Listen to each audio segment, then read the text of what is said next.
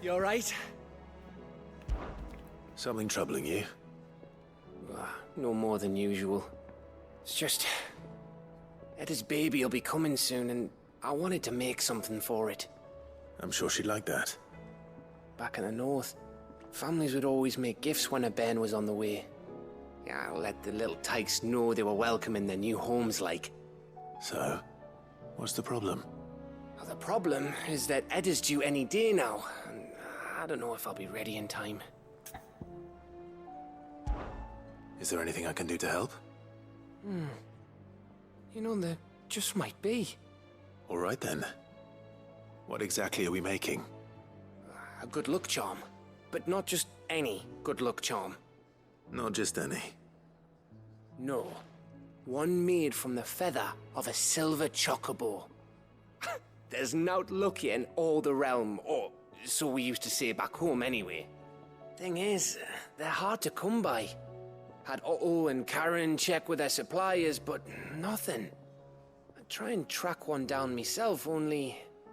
Only the big day is fast approaching. And that's all you need, a feather. That or the bird whose horse it's attached to, aye. I was gonna start by asking around with traveling traders plying the northern borders. Well, there's no shortage of those passing through Martha's. I think I might make that my first port of call. I'll let you know if I find anything. You're a good friend, Clive. I won't forget this. Excuse me. I'm looking for something. Oh, well, then I'm your man. A silver chocobo feather. Oh, or maybe not. Though you're not the first to mention the bird around here. There was a man stopped by the rest not long ago claiming he was attacked by a silver chocobo near some guide hovel not far from Eastpool. Most took him for a braggart and a liar, but who knows? Perhaps there was some truth to his tale. We'll see. Thank you. How do, traveller? You've the look of a man who could do with a new whetstone. Or perhaps a bawdy etching of the Vicereine. Maybe another time. I'm looking for a silver chocobo feather. If that's the case, rumours are all you're likely to find. No one has seen a silver chocobo for years. Word is they were all hunted for their feathers. Some northern nonsense about bringing good luck.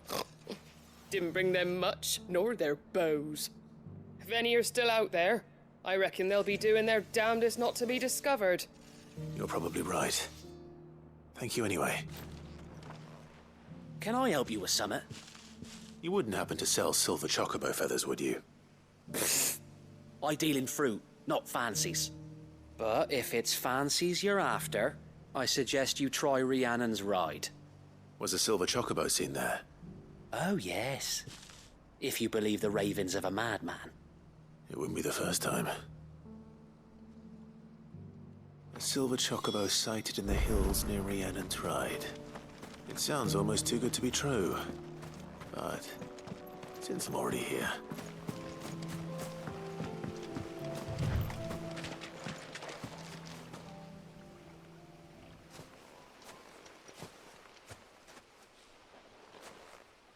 More tracks. And these look fresh. A chocobo was here. And recently. Perhaps it still is.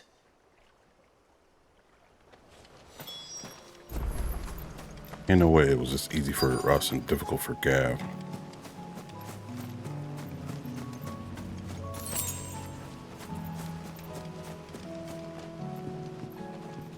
I don't hear anything.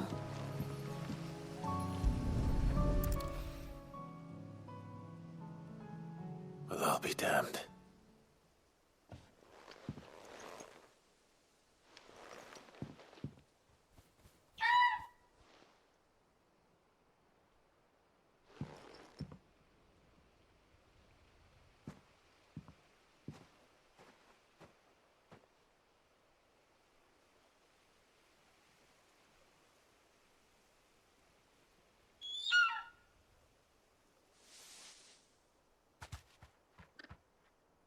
It's all right. I'm not going to hurt you. Just borrowing a feather for my friend.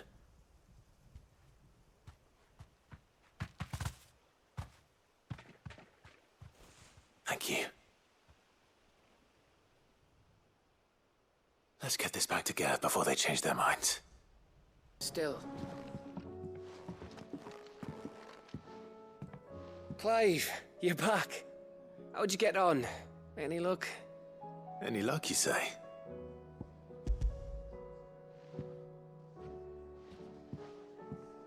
Crystal's crack. Is this what I think it is? Where in the hell did you find it? It's a long story. Not really that long a story. Asked around and found a spot. Right there on the road to Eastpool. Who'd have thought it? Everything up there's been abandoned for years. The empty cabin made for the perfect shelter. Though I fear my presence may have forced the poor creatures to look elsewhere. Don't blame yourself, Clive.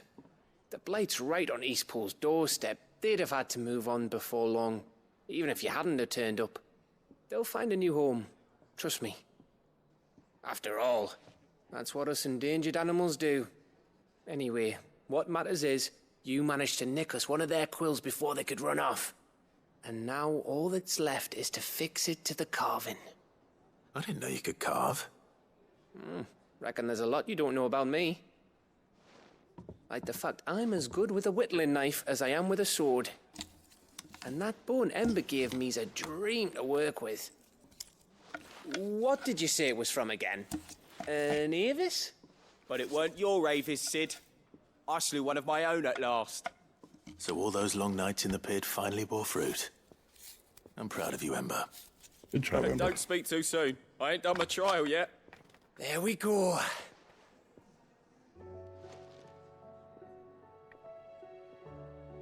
What do you think? I think if you ever hang up your scouting cap, you'll be able to make an honest living. Oh, will I? I should go and see if Ed is awake. Give it my best. You can give it to yourself. Come on.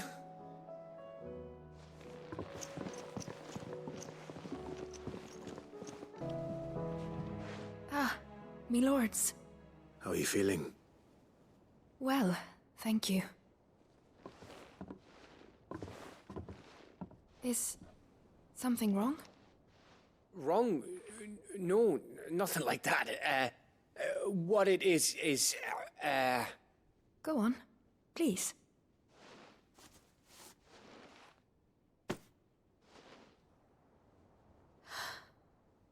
It's beautiful. Did you make it? We did. Aye. It's from all of us here at the Hideaway. Your new family, like. It's a good luck charm. We may come up north when a band's on the way. I mean a baby. To let him know that they're part of the family too. Oh, I hope you like it. Look at Gav all nervous. I don't know what to say. I thank you, my lords, for everything. If there's anything you need, just let us know. I will. Clive, fancy a swift off? I'm thirsty. I could be convinced.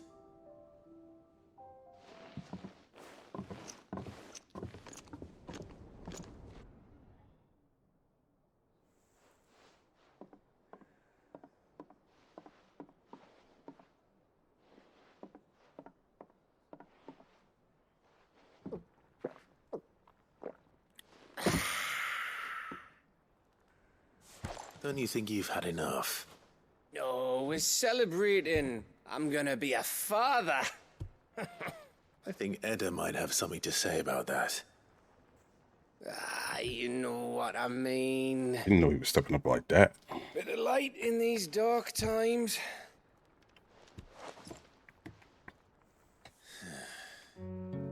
Wasn't long after me 10th name day. My mum told us she was with child again. I was over the fucking moon.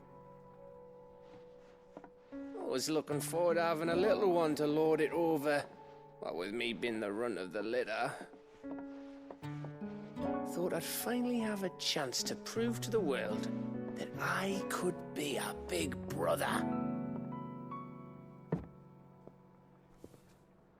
Imperials came the day she went into labor. Had myself a baby sister. And then I didn't. Yeah. My whole family gone in a blink, while I hid in the cellar like the spineless little arsehole I was. Great brother I turned out to be.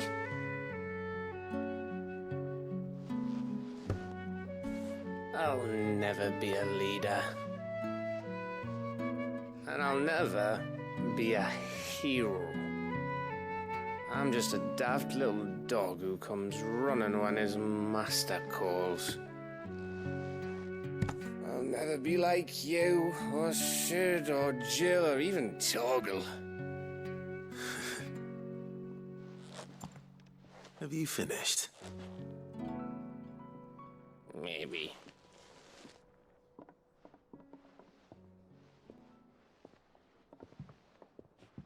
Do you know why you're our best scout? Because you don't need anyone to hold your hand. Without your resourcefulness, your courage, your determination, I don't know where we'd be. Maybe hanging off a cliff like, That was only the once. Exactly. You learn from it. And here you are, after Founder knows how many missions, stronger for everyone.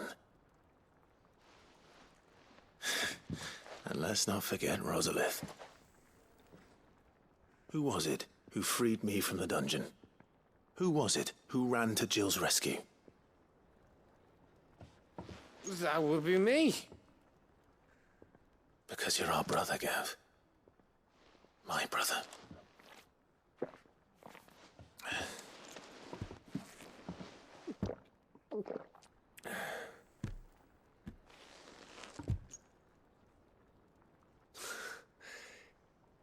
Your brother.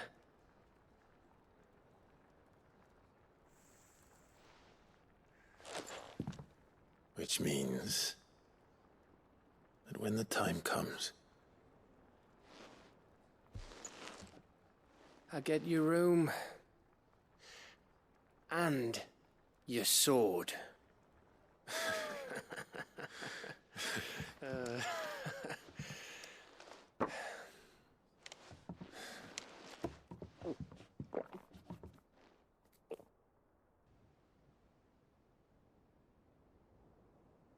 I may have had one too many. you may have had 10 too many. I said I was thirsty. Better get back to work anyway. After I walk this off. Clive? What is it? Thanks for, you know. I know.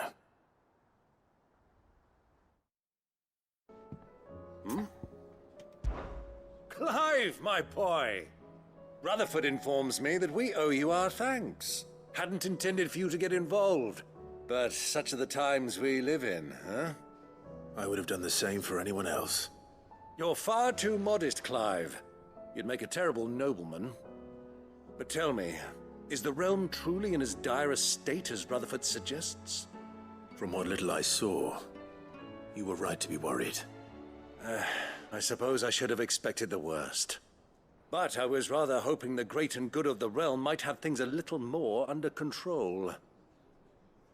Alas, it seems that firm leadership is in short supply these days, and without it, the people are bound to lose their way. We must move quickly. But where do we start? True, the challenges that face us are many. But in my estimation, there are two key areas to be addressed before any other. The realm's armies and her larders. As you've seen firsthand, it's every man and woman for themselves out there. Certain cities have banded together to try and maintain some semblance of order, yes? But such cases are few and far between. And yet, the only remedy for the chaos that faces us is unity. A unity that transcends even the borders laid down by our ancestors. In short, if Storm does not stand together, she will fall apart. But how would one even begin to unite the realm? The armies, my boy. As I told you already, we begin by restoring order among the ranks of those sworn to maintain it. Sadly, I doubt I could convince even the lowliest gaggle of privates to dig a latrine together. But I do know someone the High Commanders have been known to listen to on occasion. Field Marshal Eugen Havel. I thought he was retired. He was, until an Akashic army tore through Randalar and killed most of the rank and file. There is no man alive more capable. Literally. And as luck would have it, I've already spoken with him on the matter. Of course you have. And he's agreed to help. On one condition. That he first speaks with you personally. Havel has always been a man of frustratingly rigid principle, and he has certain qualms about clasping arms with, well, with an outlaw. I extolled your many virtues as best I could, of course, but the old goat was adamant that he be allowed to appraise you in person. You don't mind, do you, my boy? Of course not. As long as chaos reigns, we will never build a better world. I'll do whatever it takes. And if the Field Marshal wishes to speak with me in person, then so be it. That's the spirit. I'll leave for Randalar at once. Would you send a Stolas? Of course. Rutherford is already in the Dhalmekian capital. I'll have him tell Havel to expect you forthwith. Excellent. Thank you, Uncle. No. Thank you, Clive. Right, this was closed off earlier. That can't be Rutherford, can it?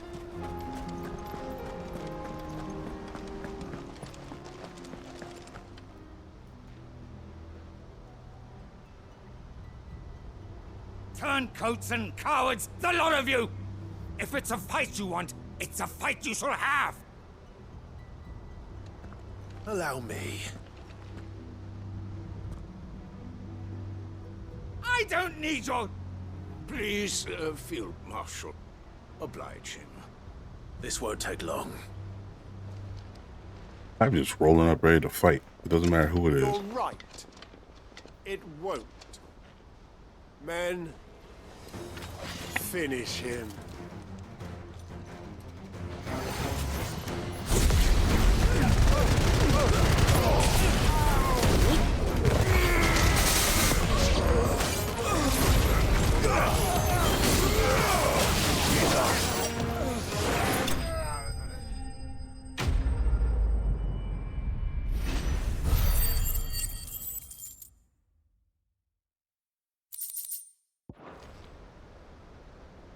A little longer than I'd have liked.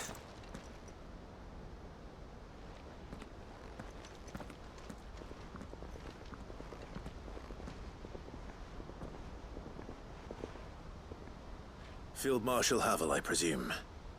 Are either of you injured? No, my lord. You arrived just as our escort turned on us. Fucking traitors. I'd heard reports of soldiers in the outlying regions abandoning the oaths they swore. But I hadn't thought the corruption had reached so close to the heart of the Republic. It's a fucking disgrace. Your interfering old bastard of an uncle tried to warn me, of course.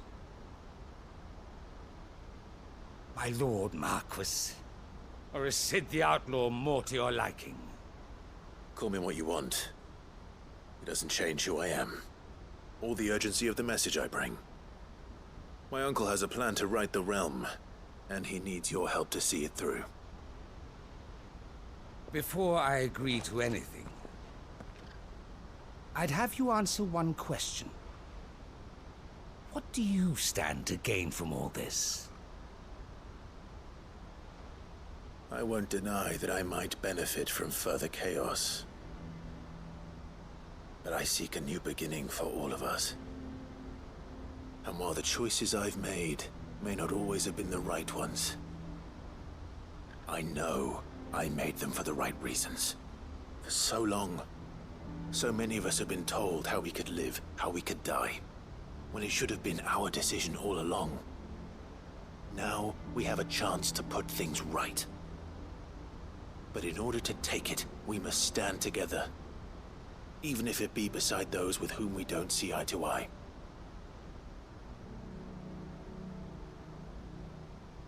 Certainly not the words I expected from an outlaw. But perhaps your uncle was right. You are no ordinary outlaw.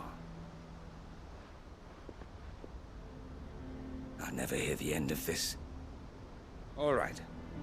I'll start by ordering my most trusted guard to bring the Dhalmekian fringes under control. Next, I'll make contact with my counterparts in the Imperial Army and see if I can't convince them to try and restore order in their own territory. Thank you, Field Marshal. But they are not the only ones we will need to convince. What do you mean? I don't doubt that I can bully some sense into a few generals, but those they answer to require a different kind of persuasion. And when it comes to honeyed words, well, we will need an envoy. One who can court even the most stubborn of statesmen. You, perhaps?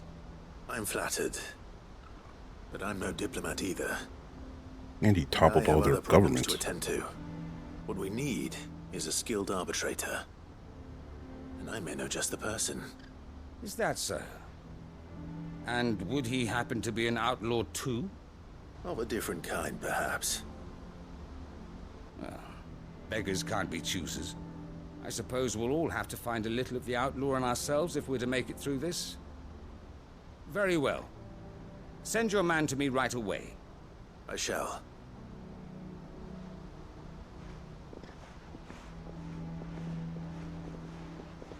My Lord Marquis.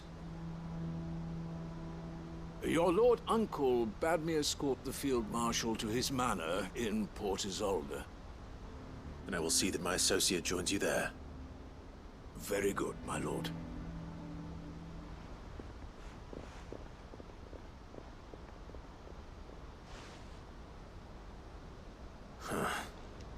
An envoy. I'm not sure I'm the man to talk anyone round. I can barely convince my brother to take his medicine. No. This is a job for someone with experience. Someone like Quinton. I hope I can convince him at least. Quinton, I have a proposal for you. Do you now? Something tells me you'll be asking more of me than a cask of Gotand gold. Go on then. Propose.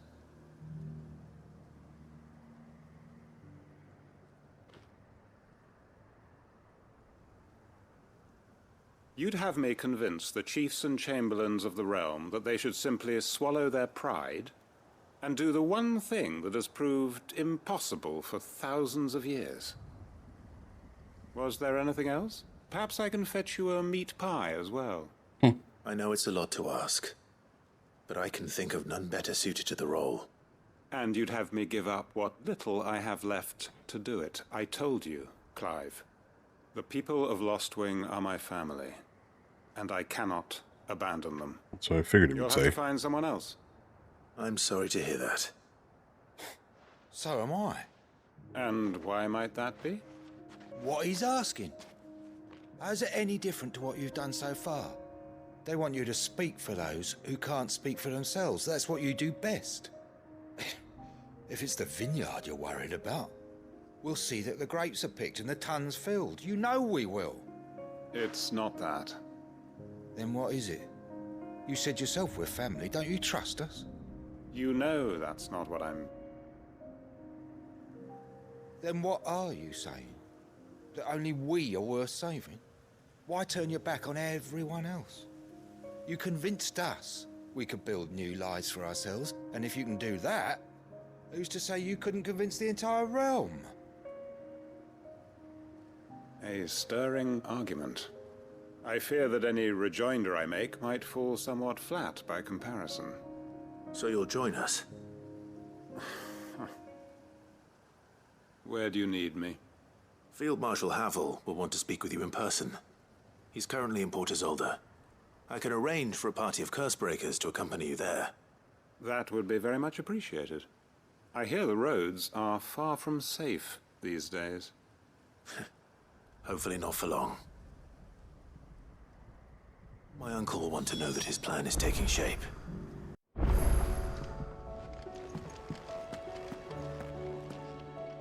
Uncle, I bring good news. The Field Marshal has agreed to your plan. Ha! Of course he has. I didn't doubt you for a moment, dear boy. Rutherford is accompanying him back to your manor in Port Isolde as we speak. They will await your return there. As will one other. One other? Who, exactly? Lord Havel was concerned that even if he could get the realm's armies to agree to an accord, he might not be as successful in convincing those with political power. He asked if I might have a solution, and I suggested a certain Imperial Lord Magistrate turned Liberator. One of your co-conspirators? Master Quinton would probably call me one of his, but yes. Another outlaw, then. Just the thing we need to put these rotten politicos in their places. Good thinking, Clive. I'm glad you approve. The more the merrier, eh? Uncle, assuming Havel and Quinton can solve our problem with the armies, you still haven't mentioned how we might manage the grain shortages. Oh, don't you worry, my boy. The 7 high houses will be seeing to that. They have all agreed to make the most generous of donations. Oh, of course, it did take a little persuasion, but luckily I had some unexpected help. From who? Why, you, my boy. Rumor has it that you rescued the Lady Ariane's head steward Rockford from a horde of bloodthirsty bandits. It was more of a handful. Well, the old battle axe was so pleased. She had a shipload of talents delivered to my private docks by the next new moon. And when the other houses saw the parsimonious old crone's purse strings finally loosen, they as good as tripped over themselves in the rush to follow suit. I'm happy to hear it. Now, I must be getting back to the manor. Join us there at your earliest convenience, would you? Of course, Uncle.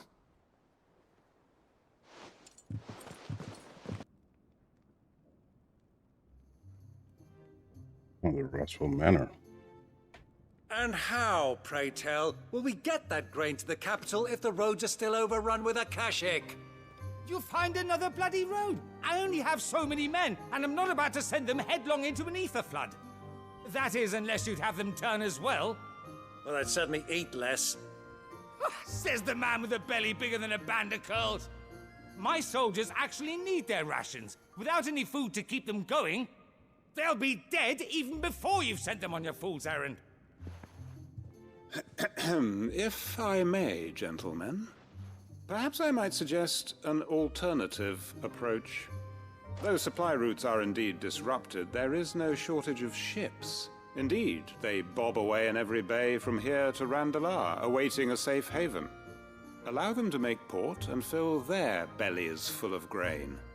And once those who crowd the cities are fed, ferry the displaced back to the countryside to work the fallow fields. But I'm sure that you wish to continue your discussion. Forgive the interruption. 2 such firm friends as yourselves need no help from the likes of me. Rutherford spoke fondly of the great bond between you. Us? Friends? I can't stand the man! Clive, I'm beginning to question the quality of the company you keep. And what kind of company were you expecting him to keep? The man's a criminal! Criminal? How dare you? You are not fit to breathe the same air as this fine, upstanding young gentleman. Upstanding? He calls himself Sid the Bloody Outlaw! Once more onto the breach.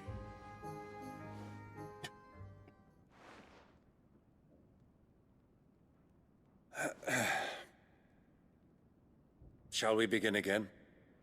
What we seek here is not to create a new nation, nor to claim the thrones of those that already exist. We wish simply to bring stability to the realm that mankind might weather the current storm. And to do that, we must convince those in power, the generals, the statesmen, the nobles, that our cause is just. There will be disagreements, yes, and I imagine some resistance, much resistance.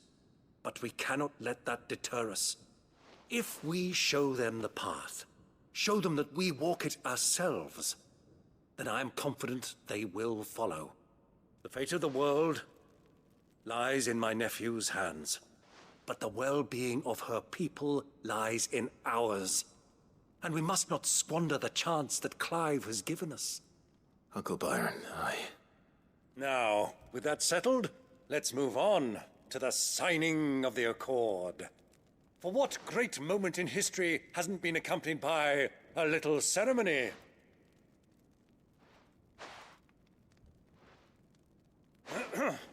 Citizens of Valisthea, I present to you the Triunity. Rutherford, Mike Will. Ridiculous.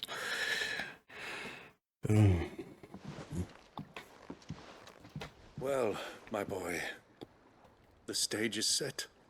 That it is. This is the role you were born for. Now I ask only that you trust in the talents of your supporting cast. We shall play our parts to the best of our abilities, that you might have the opportunity to shine. The realm needs its Sir Crandall. And there is no better Crandall than you, Clive. I want you to keep this signed accord as proof of our faith in you. I will. Thank you, Uncle. Vivian, I read your note, and I'd be happy to help you find the book you're looking for. Thank you, Clive. But tracking it down will not be easy. Are you sure? Please. You have always granted me your wisdom and insight whenever I asked. It's only right that I return the favor. Or at least attempt to. You are too kind. Alas, what I ask of you is rather more trying than delivering the odd lecture. I spoke with Harpocrates to see if he had any inkling as to where another copy might be found, but perhaps it is best that you hear the details from him. If you say so. Forgive me, Clive, for asking this of you. But this book, it set me on the path to becoming who I am today. Its importance cannot be overstated. Ah, Clive, my boy. What a pleasure it is to see you. Harpocrates, there's something I need to ask you. I've been charged with locating a book called From a Distance. Then you seek a rare gem indeed. One whose name I had not thought to hear from your lips. You've been talking to Vivian. Right as always. But she didn't seem keen to tell me very much. I take it she didn't like what you had to say. And yet I gather it did naught to dissuade her. Clive, if the young professor has tasked you with obtaining a copy, I fear she asks the impossible. The executors would not allow it. The executors? Coveters of Secrets. A clandestine organization committed to the collection and intenebration of forbidden texts and technologies. One such text being the tome Vivian seeks, chronicling as it does the true history of the enslavement of bearers. A tale which could overturn the established order were it ever to become widely known. Or, so rumor has it. I've never actually read the thing, or even set eyes on it for that matter. How is it that I haven't heard of this organization? Why, secrecy is the executor's watchword. They lurk in the shadows, emerging only to seize that which must be seized, be it books, inventions, or people, before disappearing again, leaving nary a trace. Which would explain why Vivian's copy was snatched from her grasp not long after she found it. By the hand of the executors, yes. But what drives them? Self-interest or ideology? Fine question. Sadly, all that is known of the executors can be recounted in a single breath. You may just as soon ask me of their origins, numbers, or the identities of their leaders. Any answer I give would be pure speculation. Then my hunt was doomed from the first. What was Vivian expecting? That I'd pluck it from thin air? Not from thin air, no. From ash. Rumors of the Executors are rife among the Scholars of Storm, but rather less so across the Strait. I have a friend. Well, I had a friend in the village of Garnick, a collector of rare tomes, upon which subject we would oft correspond. Alas, I have heard naught from him since the skies fell dark. And no doubt he too has turned. But though he did not mention it by name, it is possible that a surviving copy of From a Distance yet rests upon one of his many shelves, quietly awaiting discovery. If you were, by some chance, able to save even a single book from the poor man's library, I know his soul would rest easier. Very well. When I next find myself in Waloed, I'll be sure to pay Garnick a visit. The entire village looks abandoned. Now, which house would a bookworm live in?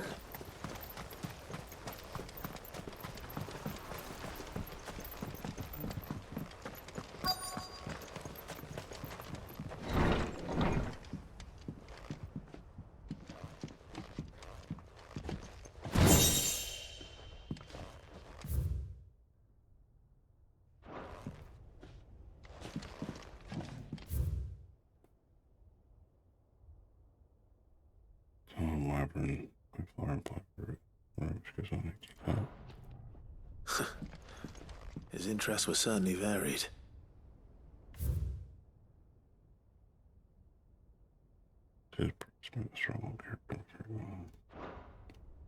This is a Royal Army logbook.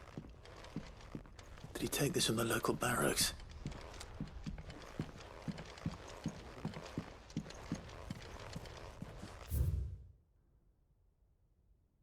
Oh, that's interesting. This is it. But if what it says is true, I need to get this back to the hideaway.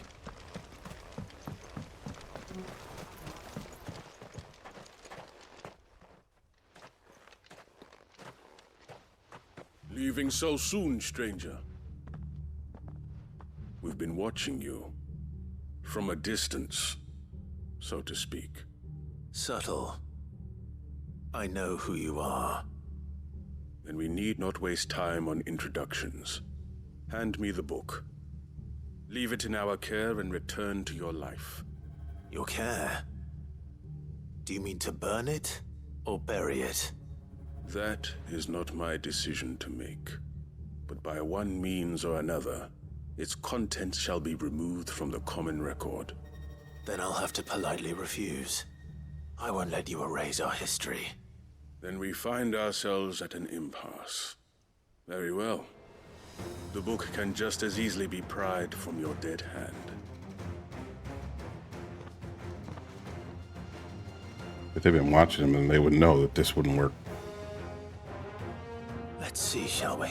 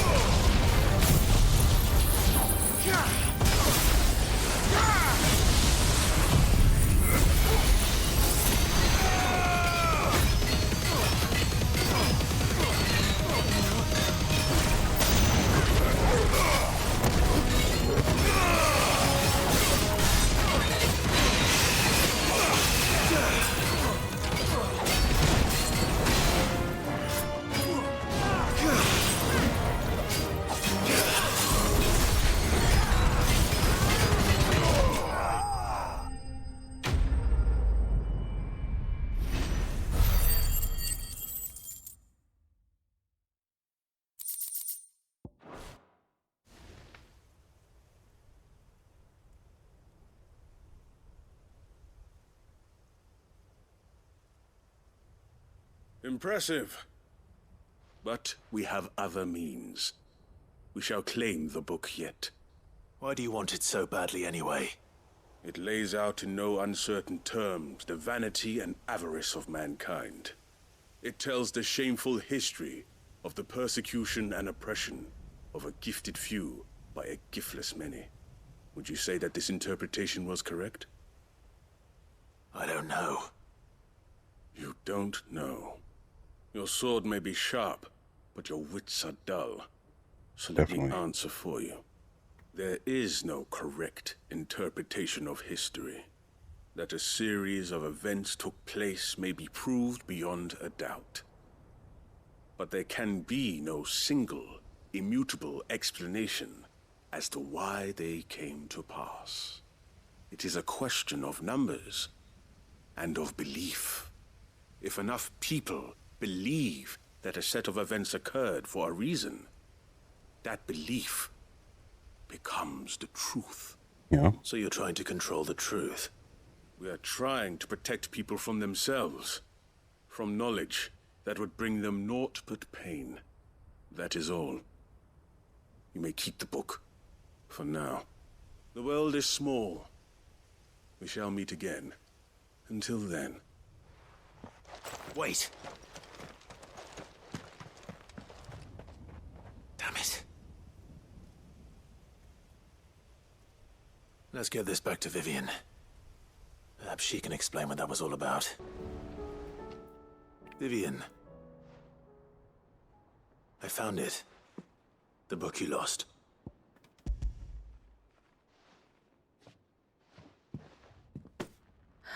You found it. Thank you, Clive. Even though I asked this of you, I was not entirely sure it would be possible. I feared the executors had seized every copy. I met with one of these executors, and I convinced him to let me keep it. He told me something. That the truth is just a matter of collective belief. And that if enough people believe a lie, that lie becomes the truth. It does. But it also means that the truth is not immutable. That it can be changed. Provided that those who wish to change it can convince enough people that their perspective is the correct one. As the sad history of the Bearers proves. You said that the book inspired you to become a scholar. It did. Or its author, rather. She was a heretic, you see. A firebrand and a dissenter. A gallows stood ready for her in every corner of the realm. And by shunning society, or perhaps being shunned by it, she stumbled upon a truth so potent that an entire realm trembled at the prospect of its utterance. I, too, have always felt somehow set apart from the world of men. A stranger to my own species. She taught me that my solitude was not a curse, but a gift. And that, though my journey to the truth might be a lonely one, what I found at my destination would be more than worth the cost. Do you still feel that way? That you're not one of us? Honestly, I'm not entirely sure anymore. Since coming to the Hideaway, I find my thinking somewhat clouded. Perhaps the result of studying mankind from a rather closer perspective than I had intended. But the more I study, the more I find value in this perspective. In looking not from the outside, but from within. So if you'll permit me, I'd like to continue my work here. Remember, Clive, when enough people believe, belief begets truth. Give the men and women of this benighted world the gift of truth. Make them believe in you, as I do. I'll try, Vivian. I'll try.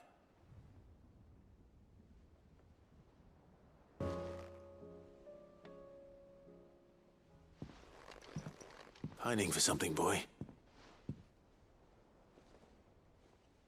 What is it? What do you see out there?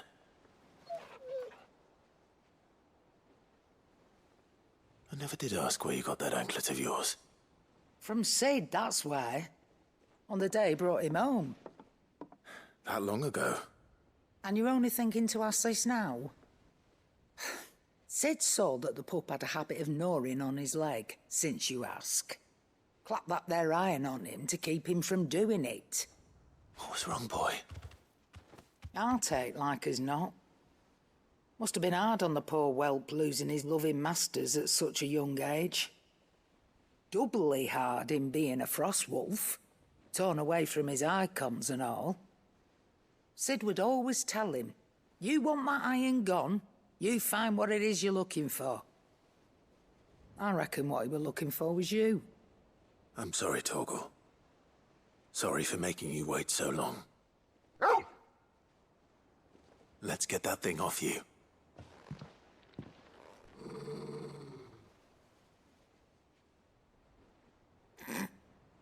Doesn't sound like he wants it off. Indeed. You miss Sid as much as the rest of us, don't you?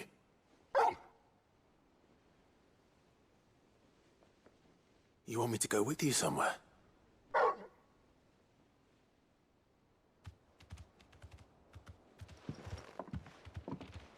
Quick, aren't you? Glad you've been paying attention. Not nearly as much as you have, Lady Karen. Aye, good thing and all. It's not like Gav would have kept him in nuts and rubbed his belly these past 10 summers. Your kindness is appreciated. You've been a good friend to him. Only because he doesn't talk back like the rest of you. Go on now.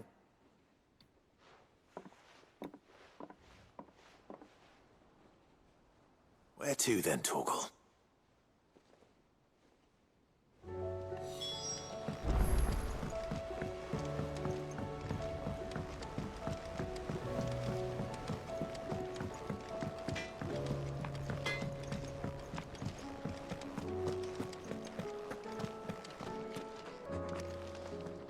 All right, Torgal. Where are you taking me? I'm going to need a little bit more than that, boy. Do you have a better hint for me? Unless... you've already given me one.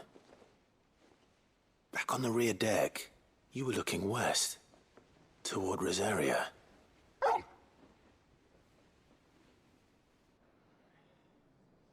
Why don't we try the rookery?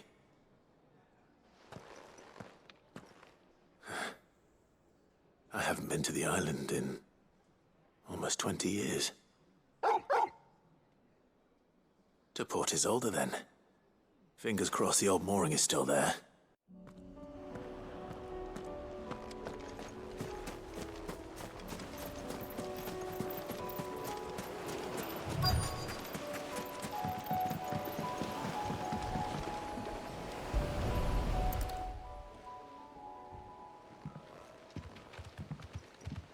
It's still here.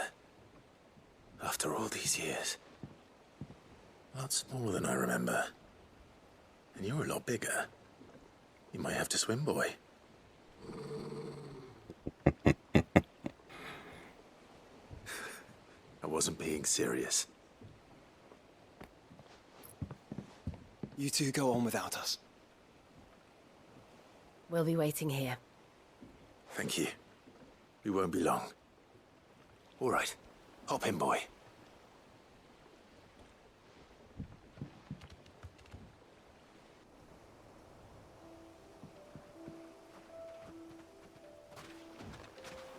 This place hasn't changed at all.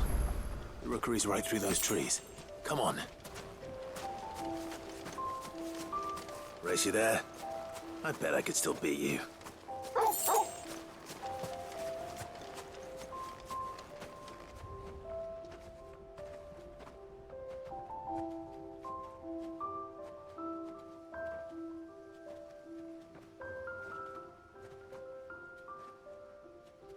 Here we are. This was our hideaway. Wasn't it, Torgal?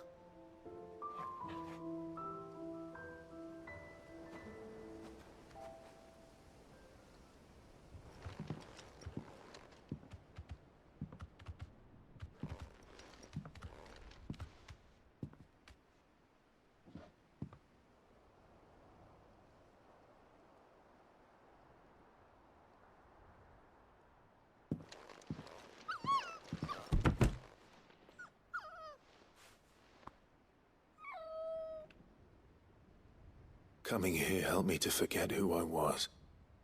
Or wasn't. Prince, shield. Son his mother could love. Had I been any one of those things? Perhaps.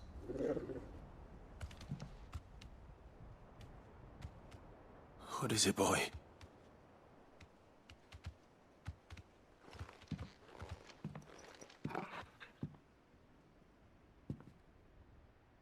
This is all from the castle. In Phoenix Gate. Did you bring these here? Wait. The one that survived, the one I've been worried about. Did he do that? My sparring sword. Oh, maybe not.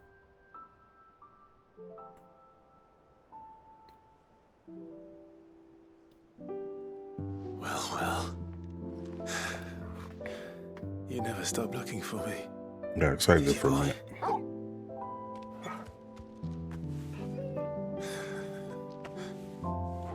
Thank you, Torgal. For never giving up. For never forgetting.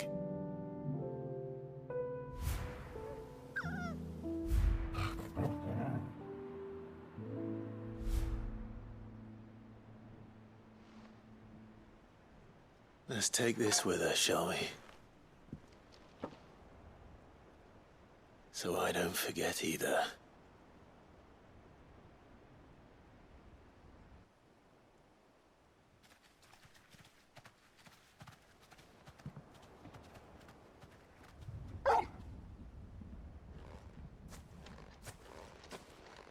That's not the way back to the boat, Torgal.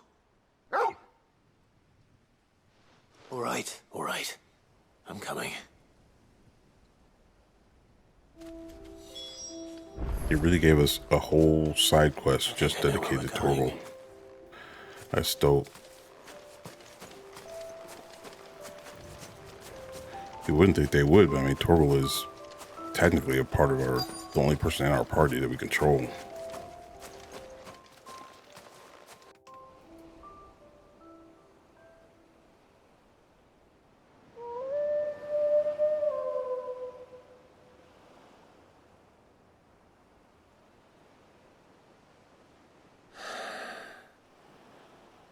People always talk about the importance of putting the past behind you.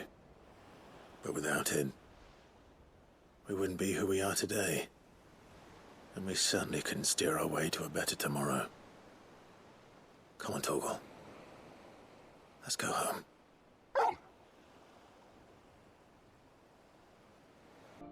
Lawsman Harpocrates, I received your note. Ah, yes. I expect you're wondering what this is all about. You spoke of making amends with Dion, but I can't imagine what for. Then I should begin by telling you that I was once his tutor. This was some years ago, of course, before I joined Cid in his hideaway. At that time, I was counted among the foremost scholars of Oriflamme, and was accordingly invited to the palace to supervise the young prince's education. All to ensure that the future emperor had a firm grounding in, well, everything an emperor should. History, religion, commerce, government. Alas, our time together was cut short when Dion left to join the Dragoons. His studies no longer being deemed necessary. I had not expected to meet with him again, least of all here. Have you spoken with him? No, I have yet to find the right moment. His Highness always seems so preoccupied, especially when alone. I would not wish to disturb his ruminations with idle words of greeting. Not when I know he dwells upon the evil Ultima had him commit in the Dominion. The guilt weighs heavily on him, I know. But as you say, that was Ultima's doing. Surely you can't blame yourself. When I first met him, it was not guilt, but his people's expectations that weighed heavily upon him. And I did nothing to ease that burden. He bore it alone, until the day he could not bear it any longer. It is one of my greatest regrets.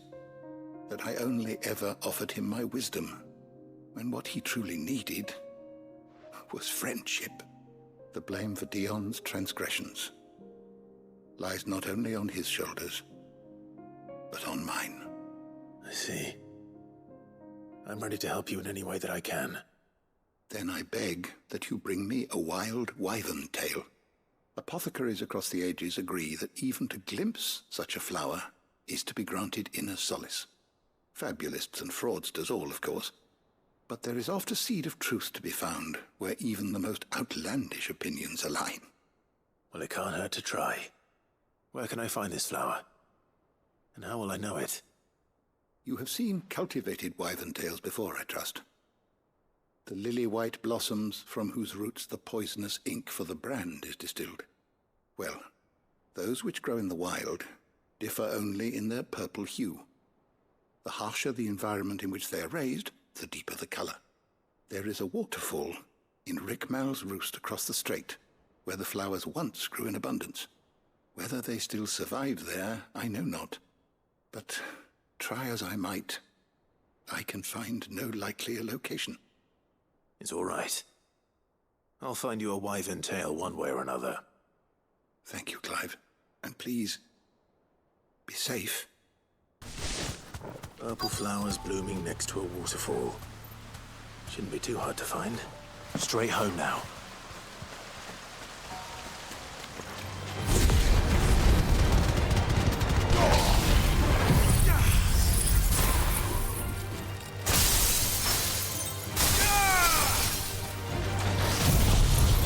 Second one missed him.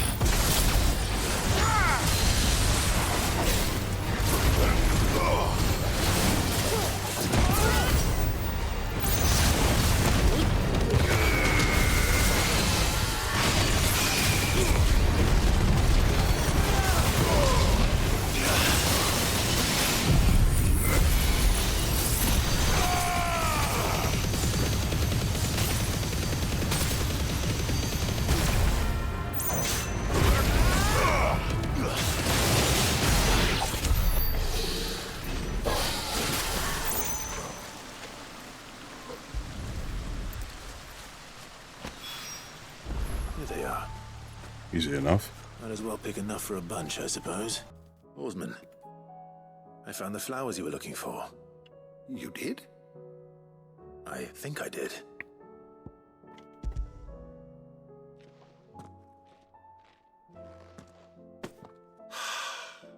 You did indeed. My dear boy, thank you. You wanted to make Dion a gift of one, did you not? Shall I invite him to join us? Oh, I don't... It's no trouble. I'll go and fetch him.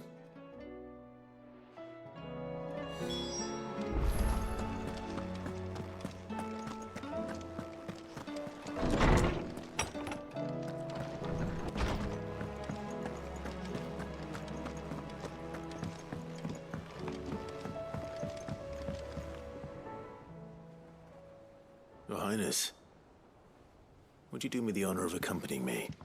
No. It is time, then. No. Only to the shelves. Our lawsman has something he'd like to give you. Master Harpocrates? No. I dare not show my face before him. Not after everything I have done. I have taken countless innocent lives.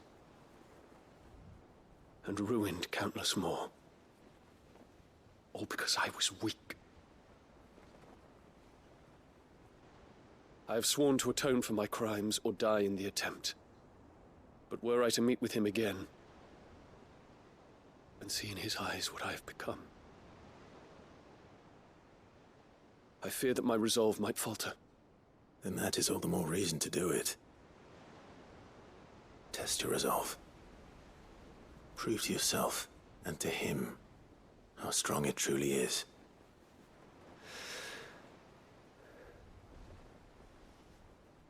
You are right. I must, at the very least, offer him my gratitude. Very well, then. Take me to him. Follow me.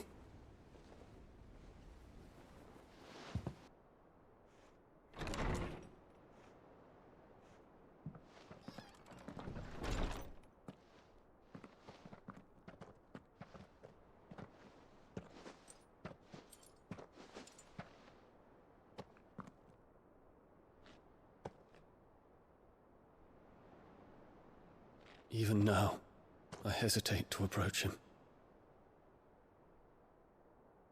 What must he think of me?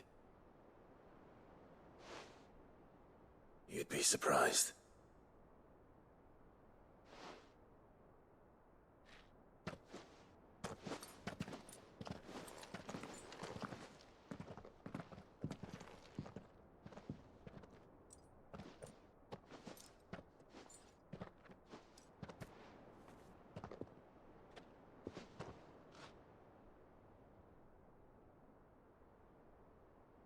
Master Harpocrates, pray, accept my apologies for leaving your tutelage before my studies were complete. Your lessons opened my mind to a world quite unlike the one I had imagined from within the gilded confines of the palace. And I shall be forever grateful for the efforts you made to enlighten me. Lift up your head, Your Highness. The deeds of youth require no apology. That you took the time to visit me says much about the man you have become. Now, there is something I would like to show you.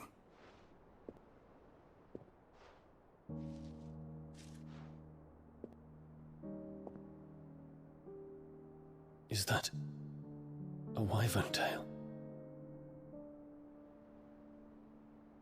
The color is unfamiliar to me. Because it is unique to those found in the wild. Something in the harsh environments in which they grow lends them this striking hue. Their roots are indistinguishable from those of their hothouse cousins, but once they bloom, the difference is immediately apparent. In this flower, I see you, Your Highness.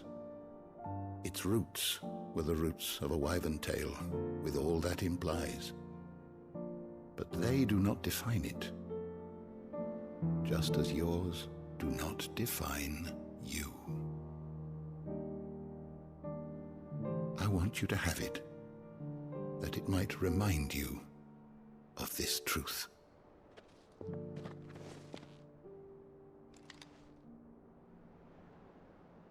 Master Harpocrates, I would ask of you a service. Keep your gift until I have fulfilled my duty to the realm, for only then shall I be deserving of it.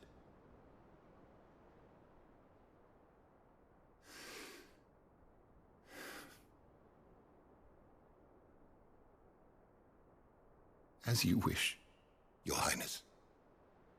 I shall await your return.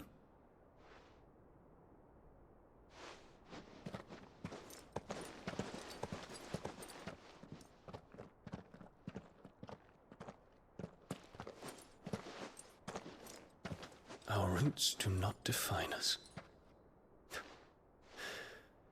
No wonder my stepmother didn't like him. For reuniting me with memories I had thought long lost.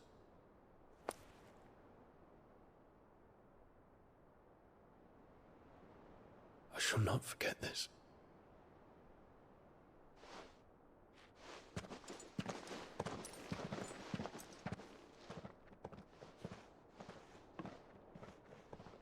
We don't even know if Dion's gonna make it at the end. Hopefully he does, but... Thank you, Clive. Were it not for you, I fear I might never have found the right moment to speak with him. Not to mention the wyvern tales. I shall plant their seeds, that I might not disappoint His Highness upon his return. I hope the soil in the hideaway is to their liking. Why, these flowers bloomed in the bleak, black wastes of Waloed, I'm sure Nigel's yard will suit them to a T.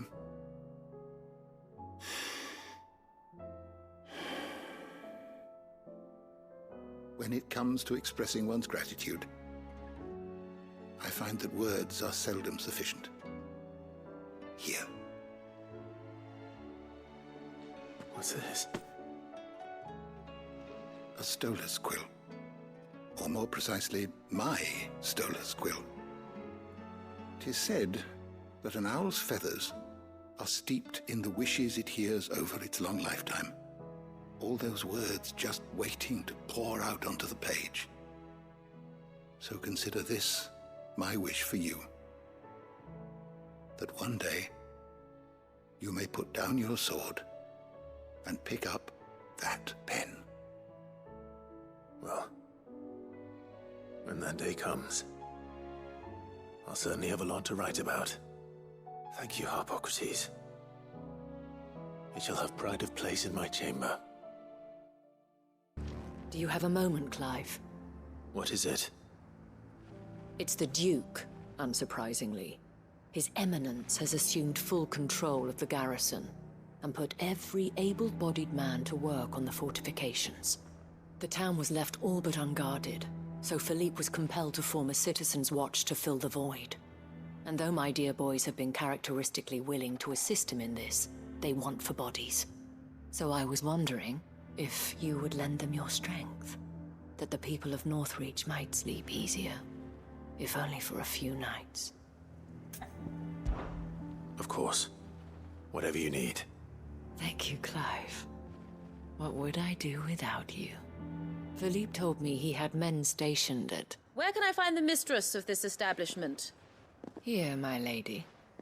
To whom do I have the pleasure of speaking? My name is Sabine, and it is my displeasure to be the daughter of the Duke of Oriflamme, who I understand is causing you and your town no small amount of trouble. I wish to speak to you about what might be done. Very well. Let us speak. I trust you'll forgive me, Clive. Absolutely. Our conversation can wait. Please, proceed. As you know, my father is a most overbearing and supercilious man, and I join you in objecting to his every action. Indeed, I owe you my thanks for continuing to argue against his reckless plans. Yet I fear he is not one to be swayed by reason. No. He must be made to face the consequences of his actions. And who would make him do this? I would. Myself and several other like-minded individuals. Were you to join us, we would surely have the strength to drive him from Northreach for good. Does that not seem a trifle... drastic? Drastic action is precisely what is called for. Unless you are content to see your people downtrodden and dispossessed. My father would have it that citizens exist only to serve the Empire. That they should be forced to make every sacrifice to ensure her revival. But he is wrong. It is not the people who must serve the Empire, but the Empire who must serve her people. He's always been like this. Scornful of the opinions of anyone he judged beneath him. But he cannot be allowed to ride roughshod over the common folk any longer. We must fight him. By all possible means. Fight him? No.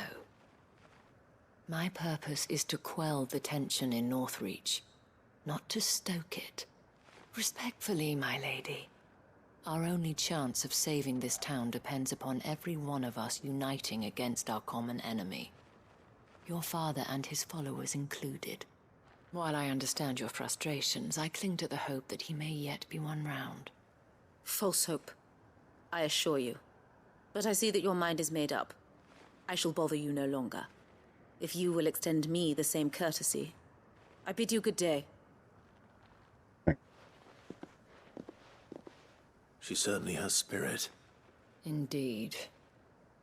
But unfortunately for us, that spirit is only likely to harden the Duke's resolve, which may be enough to seal the fate of this town. Not that she cares. This is all about her and her father. Families. I'm sorry, where were we? Ah, yes. I was about to tell you of Philippe's plans for the town watch, but perhaps it's better that you heard them from him. I believe he's in the market, if you'd be so kind as to seek him out. Right away. It's just a pity I cannot join you. I'd like to see the two of you in action together.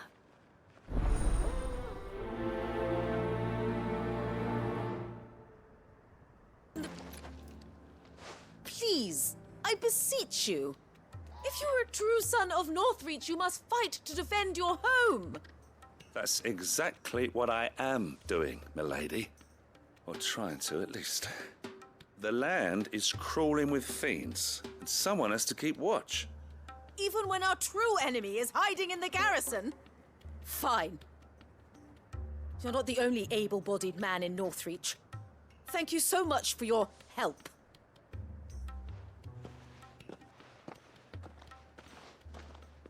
She cornered you too, then? Could hardly get a word in edgeways. Like father, like daughter, eh?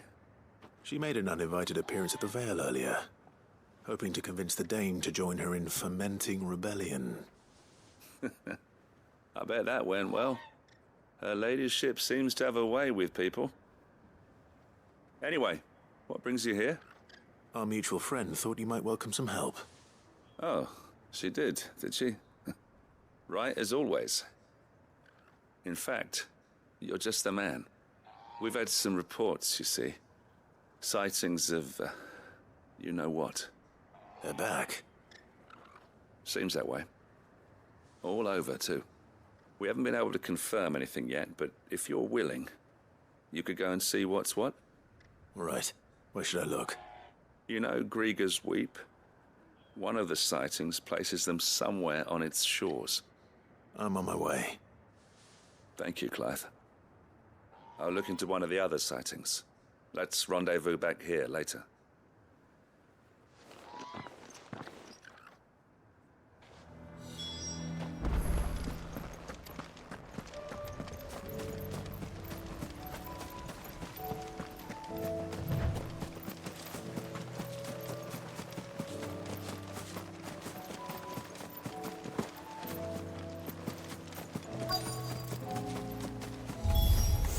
Damn it.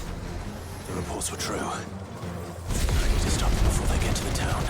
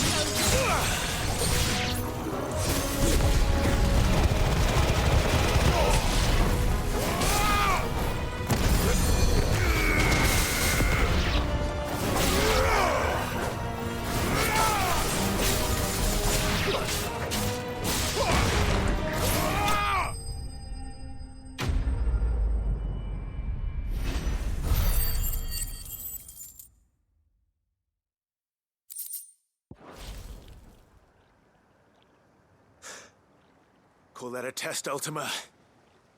Clive, it's me. You all right? I am. First she shows up after the It seems fighting's the done. reports were true. The thralls have returned. I dispatched the few that I found, though. Well, that's something, I suppose. But what were they doing south of town? They all came from the north last time. We might be able to fend off an attack from one side or the other, but from both? Do you have eyes in the north? Some. I should probably go and have a look, though, just to be sure. You head back to Northreach. I want you there just in case war breaks out while I'm away. What do you mean? Her ladyship's been busy working her magic on the townspeople. stirring up ill feeling towards her father. But she'll have her marching on the barracks if we're not careful. What? This is exactly what the Dane was afraid of. I'll do what I can to calm things down.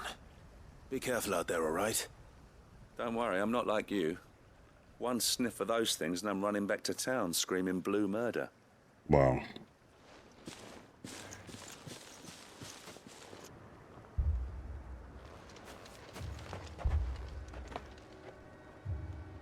Do you not see, Father? The people of Northreach have given enough, and only a fool would ask for more. Listen to me, Sabine. Where would our people be without their country, hmm? The Empire is their sword and their shield. It is she that ensures they can live without fear. And now she teeters on the brink. Without their sword, how will the people fight? Without their shield, how will they protect their kin? Can the unarmed stand against the advancing hordes? No. But there is yet hope. A new shield, a new sword. A new empire. We can rebuild Sanbreque, just as Great Griga wills it. Perhaps we could, Father. But we don't want to. Not if it is built on the broken backs of the people. Please, let us not quarrel in the street. You must see that no good will come of this. Our fight is not with each other, but with the threat that draws ever closer to our gates. A threat that your sword has yet to rid us of, Your Eminence. You will hold your tongue, whore! Ooh. You may have filled my daughter's head with your heresy, but I will not be corrupted. Corrupted? Your daughter's opinions are her own, as you would know if you had ever deigned to listen to her. At least I hope they are your opinions, and not posturing born of a family feud. Northreach deserves better than that. Northreach deserves better than you, Carla. Yes, I know who you are. The slut of Twinside who bedded a Branded. Wow. Jealous, are you? That a woman might choose a bearer over a pious man of Griga. Clive! I met a swarm of thralls coming south from Oriflamme. Hundreds of them. Too many to count. No. Work on the fortifications has scarcely begun. We will retreat to Caer Norvent and there make our stand. Did you hear me? That was an order! While this is but a heartfelt plea, let us make our stand here and protect our homes. Protect those that we love. Together, for Northreach!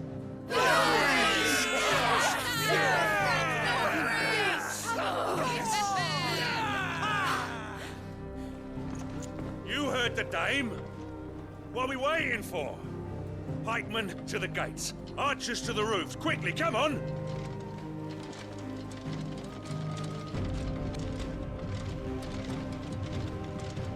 But she is but a common... whore, yes. And we'd follow her to the gates of hell.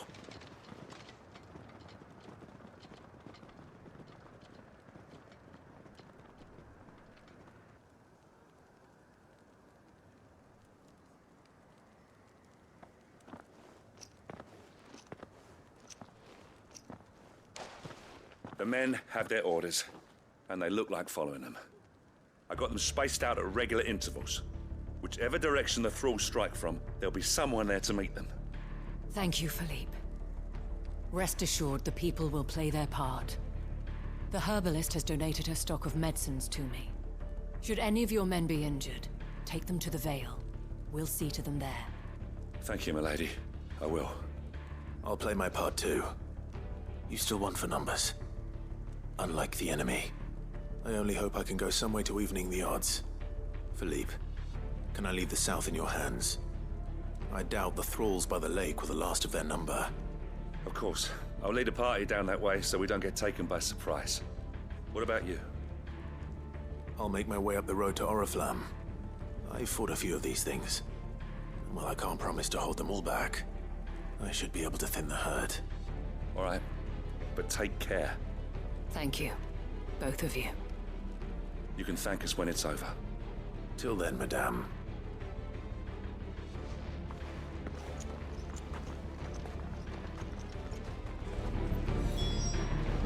When the fighting begins, All right. Finally back to fighting.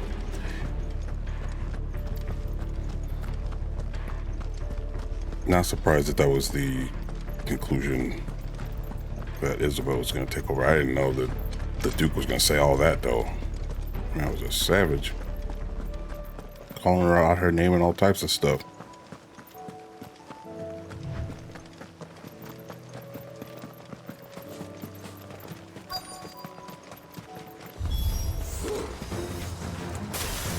There are so many of them.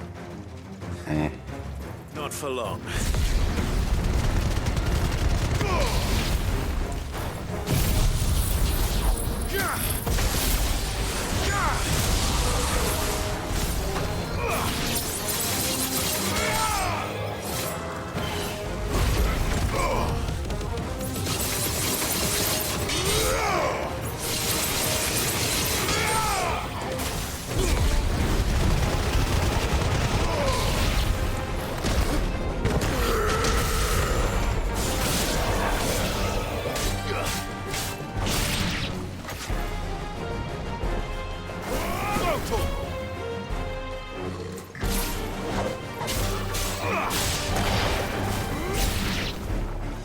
Is it over? No. It's not. It's only just begun.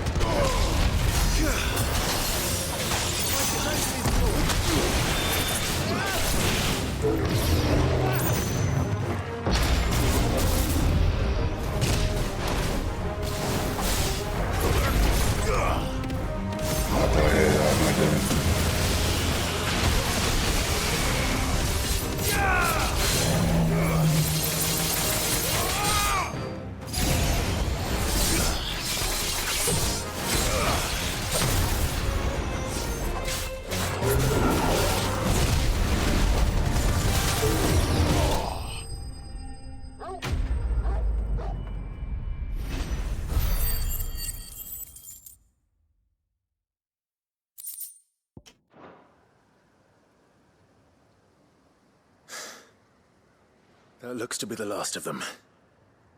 I wonder how the others fared. Better hurry back to town. Come on, Torgal.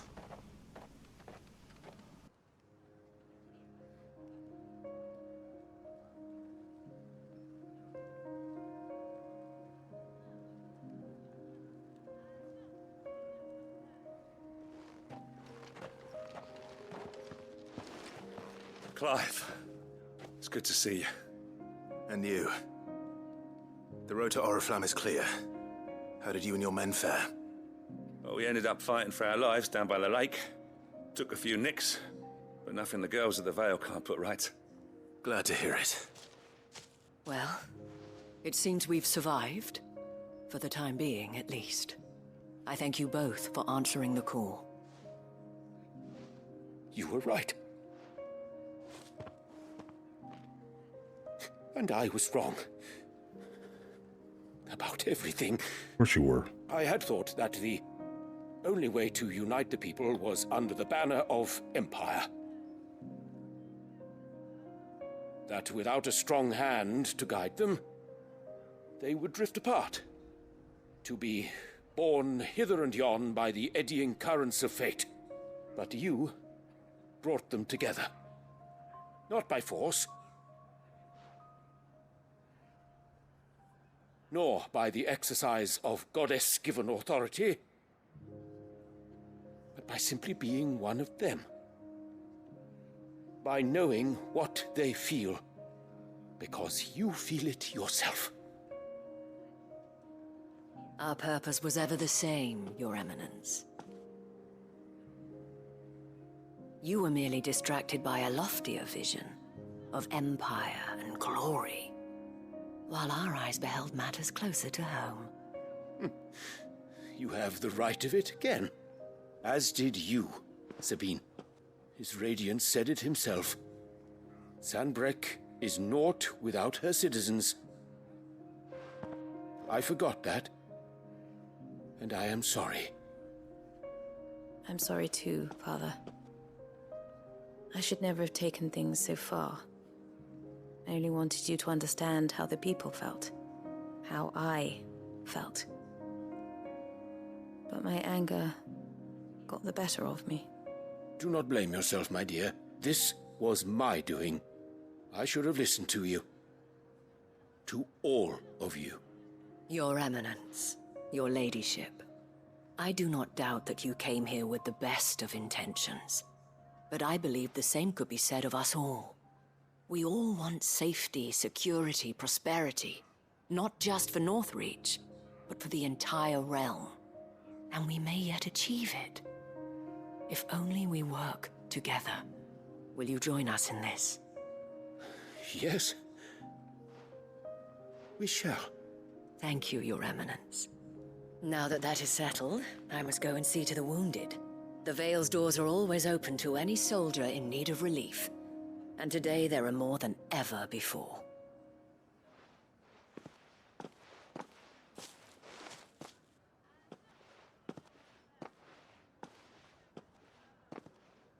Madame Isabel is a rare soul indeed.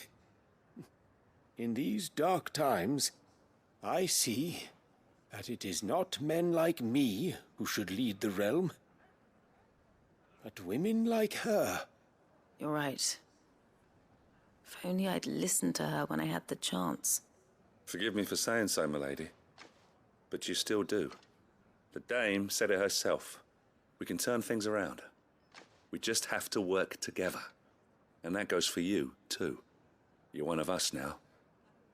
One of you? Well said, Captain. Let this be a new beginning. Not only for Sanbreque, but for us. Well, since there's nothing more to be done here, I should see if Isabel needs any help moving the wounded. How goes the treatment of the wounded? I'd be happy to man one end of a stretcher if it would help. You've helped quite enough for one day, Clive. Thank you. Don't mention it. Oh, but I must. After all you've done for this town, it is the very least you deserve. Tell me, if Northreach had fallen, what would you have done? A woman of your means could find a home anywhere in the realm, but I sense you would rather have died here. It's a long story. For you, madame, I have all the time in the world.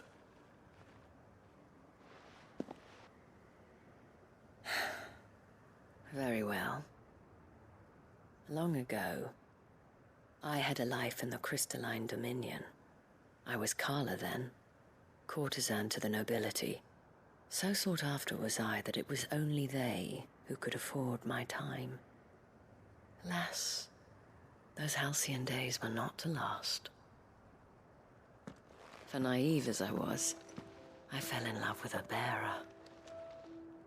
He was my master's guard. The gentlest man I have ever known. After they discovered us together, he was whipped bloody and forbidden from ever looking at me again. And so we fled. Not that we had anywhere to flee to. We wandered, aimless and starving, half dreading, half praying that the next day would be our last. Until we found ourselves here, in Northreach. It was the Vale that took us in, that fed us, clothed us, and healed our hurts. Those that could be healed, at least. My love was already too far gone. He passed away. He did. Not long after we arrived. But at least we were able to share a few moments of peace before the end. It was the greatest gift I have ever received. But the generosity of this town and her people did not end there. The men and women of the Vale supported me through my grief. Shared in it, though I was still a stranger to them. They treated me like a sister. And so I swore that I would always do the same. That I would return the kindness that Northreach showed me. That I would repay my debt to the Vale. Thank you, Isabel, for sharing this with me.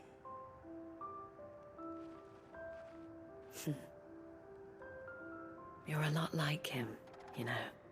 Perhaps that is why I have such a soft spot for you. Yeah, that makes Stop sense. fighting, Clive. And I shan't either. I know that it will not be easy to keep Northreach together. But our efforts will be rewarded. Just look at us now.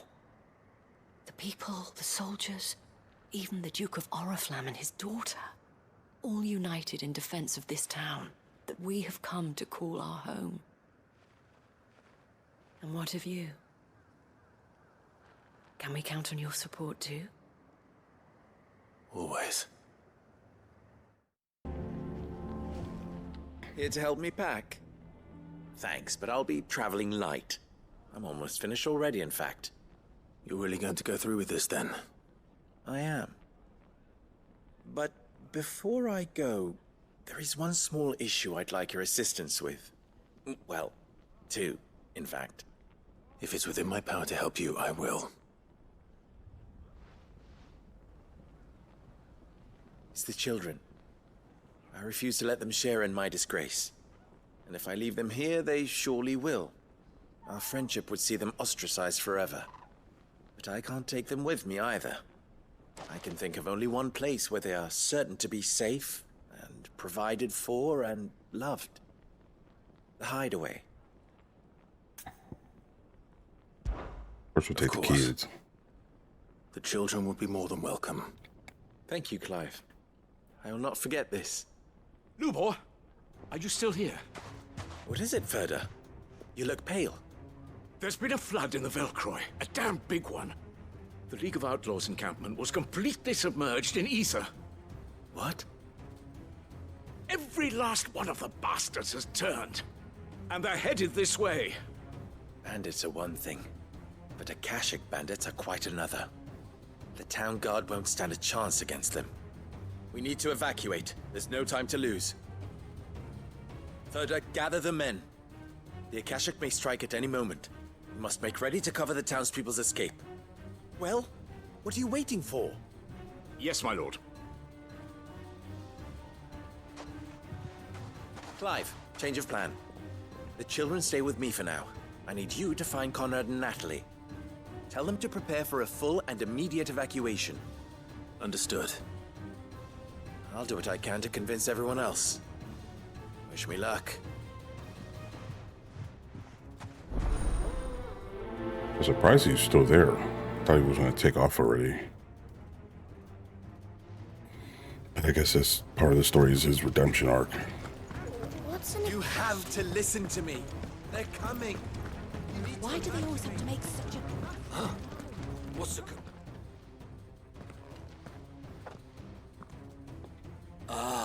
It's you. What do you want, Lord Underhill?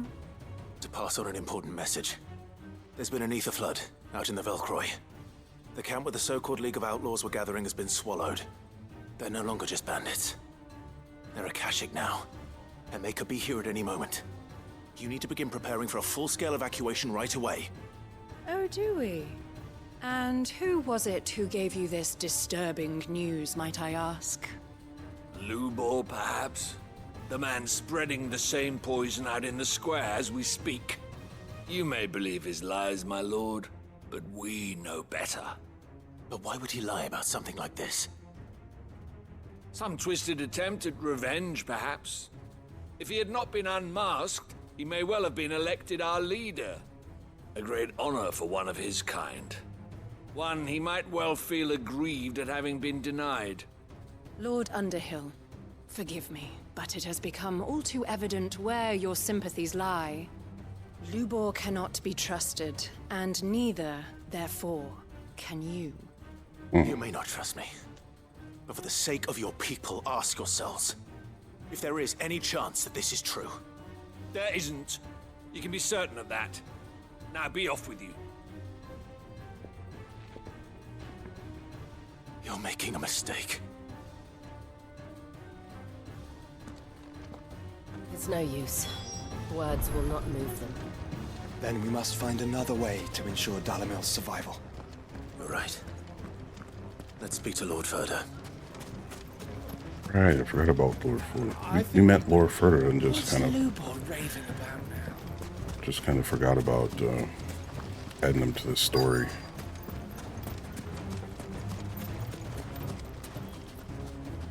Lord Furder. Cid, what's wrong? I went to warn Conrad and Natalie about the Akashic, but they wouldn't listen. They've convinced themselves that nothing Lubor says can be trusted. The bloody fools. Which means the town guard can't be counted on for support. But I can. If there's anything I can do to help you defend Dalamil, you only have to ask. I appreciate it. Cid! Furder! I've been looking for you everywhere. Victor? I thought you'd left.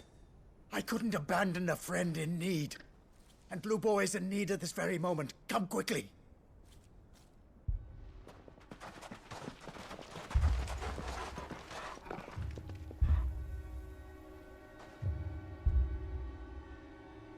You have to believe me. The Akashic are coming. They don't eat, they don't sleep, they don't tire, and they don't care who they kill. They're unlike anything that's come before. There won't be no parley, no mercy granted. We may have saved the town once, but this is different. I do not ask that you forgive me, but please believe me. If you do not run, you will die. You will all fucking die! When you put it like that. You'd like that, wouldn't you, Bearer? Yeah, with us out of the way, your kind will be free to claim Dalamil for yourselves. Where's that man's shirt? You should run! Run, Bearer! Yeah, run! Run! Far away! And he throwing rocks. Just go on. Yeah. Yeah. Yes. Go. Come on, then. Go on. Go.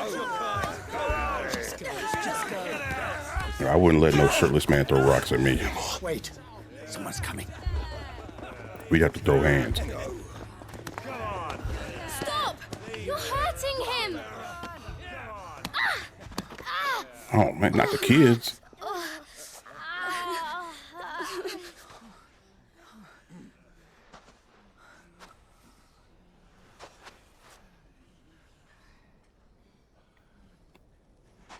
What did Lubor ever do to you?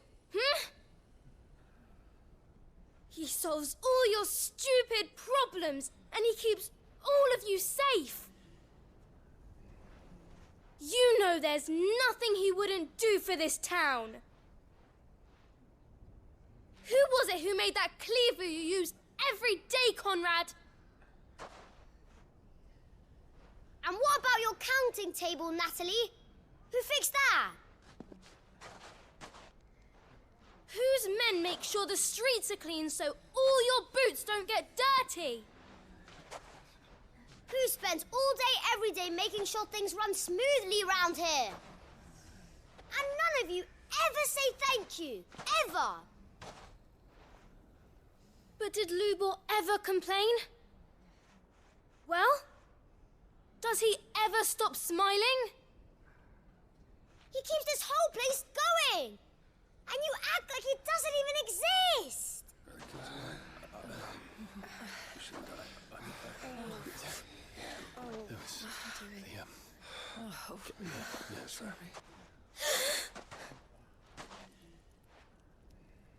Lubor, we've heard enough.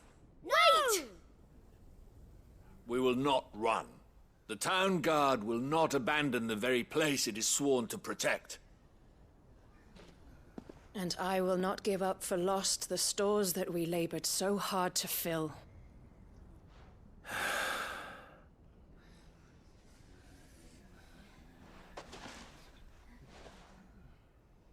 So tell us, how do you propose we deal with these Akashic of yours?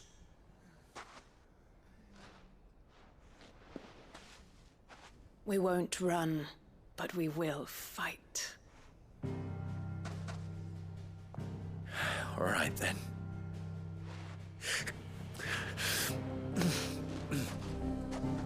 Fine.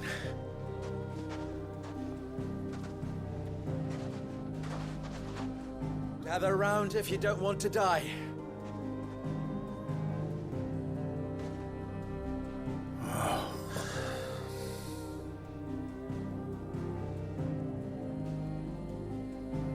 That was resolved quickly. All thanks to the kids. Allow me to explain the situation. The ether flood occurred near the village of Cheratina, deep in the Velcroy. The place had been abandoned for years, until the League of Outlaws decided to make it their base of operations. Now they're all turned, and if the scouts' reports are correct, heading in this direction. They are mindless monsters, driven only by hate and rage. And they are utterly unpredictable.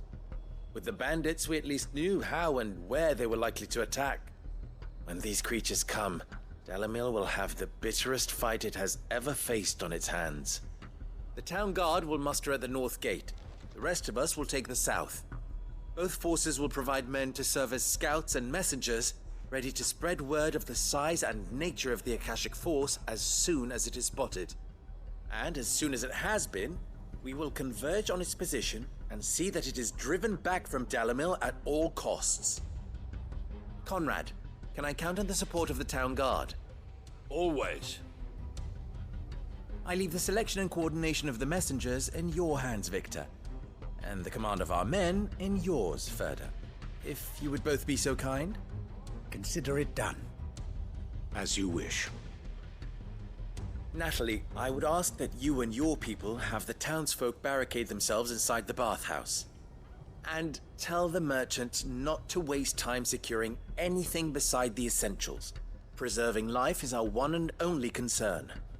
As long as we survive, it doesn't matter what trinkets we might lose. Our riches can be regained. And if anyone doubts that, let it be known that the Briar's Kiss stands ready to cover any losses. Very well. I shall tell them. Where do I fit into this plan? Where else but the most perilous place of all? I would like you to travel to the home of our erstwhile League of Outlaws, Cheratina itself. The main host is most likely still there, and Dalimil will not be safe until it is eradicated, root and branch. A little gardening. How pleasant. I doubt it. I have a feeling these weeds will be particularly stubborn. Luckily, so am I. So you are. All right then, we all know what we have to do. Now it's simply a matter of doing it. For Dalimil.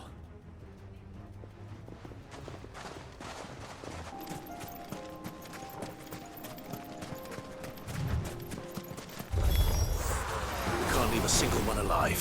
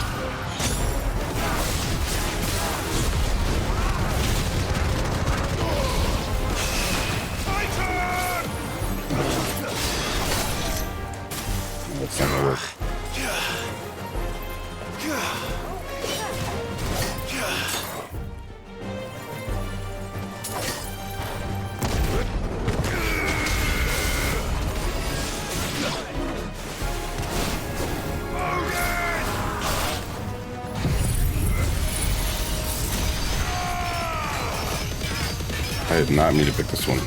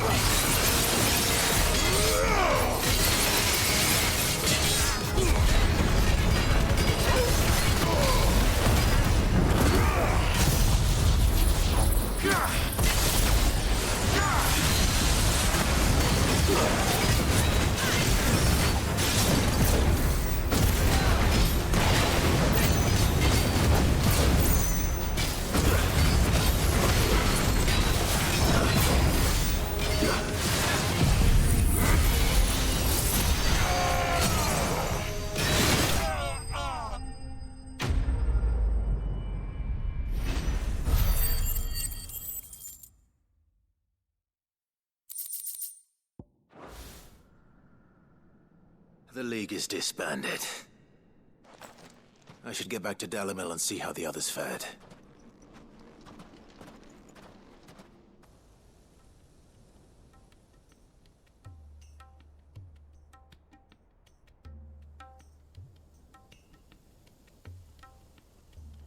All the Akashic we were able to find have been dealt with. Seems that might be the last of them. The last of them here, perhaps. Lubor, Sir Clive has returned. Clive! What news from Charatina? It's done. Root and branch. I knew you wouldn't let me down. Thank you, my lord. Friends, the Horde has been driven back. The Akashic have been defeated. And we need not fear the arrival of any more, thanks to Clive. Victory is ours. We bloody did it! We saved Dalimil. Lubor, allow me to apologize. After all you have done for this town, we should never have doubted you. But we did. And for that we are truly sorry. We only hope that you can forgive us. We need you, Lubor. Dalimil needs you. So, if you would still like to be considered for the position of mayor, you have our backing. You do remember that I'm a bearer, don't you? We do. But that is not a stain on your character. You should have known that It already. is a stain on ours. We thought only of what we perceived bearers to be, not what you truly are. The man who saved Dalimil twice over. I see. But I will only accept your proposal on 2 conditions. Name them. Firstly, that you will both do everything in your power to rally your people to my cause. If the Town Guard and the Merchants League do not accept my leadership, it will be doomed from the start. Unity is the key to defending Dalimil, and I do not doubt that we shall need to call on our combined strength again. When that time comes, I will expect us all to pull together, just as we did today. Of course. You have our word. And secondly, you will accept that if I am to lead you, the mistreatment of bearers must end here in Dalimil. Any bearer within our walls shall be afforded the same rights as any other citizen. They will not be judged by what they are, but who they are. As we failed to do, and came so close to losing everything. We agree to your conditions. And we have only one in return. That you continue to work for the good of Dalimil, as you always have. Condition accepted. Well then, it seems my mayorship is all but confirmed. Do I get some sort of special hat?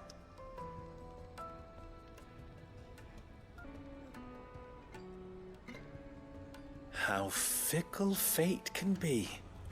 Not so long ago, I had resigned myself to leaving Dalimil in disgrace. And now, I find myself her leader. Here. For everything.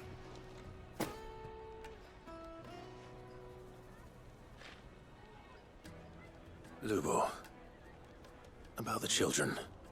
Fear not, you are of course relieved of your responsibility. I would sooner face another horde of Akashic than see them brought up as outlaws. I'll make sure they're safe here. I don't doubt that you will. And not just the children, but everyone in Dalimil. I'll do my best. Can't have all your hard work going to waste.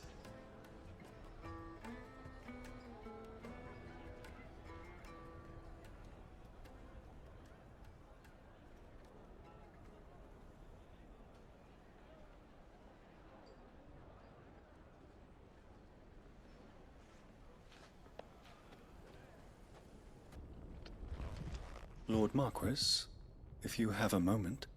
What is it, Cyril? One of our brethren lately journeyed across the strait in order to pursue a new avenue of inquiry in our ongoing investigation.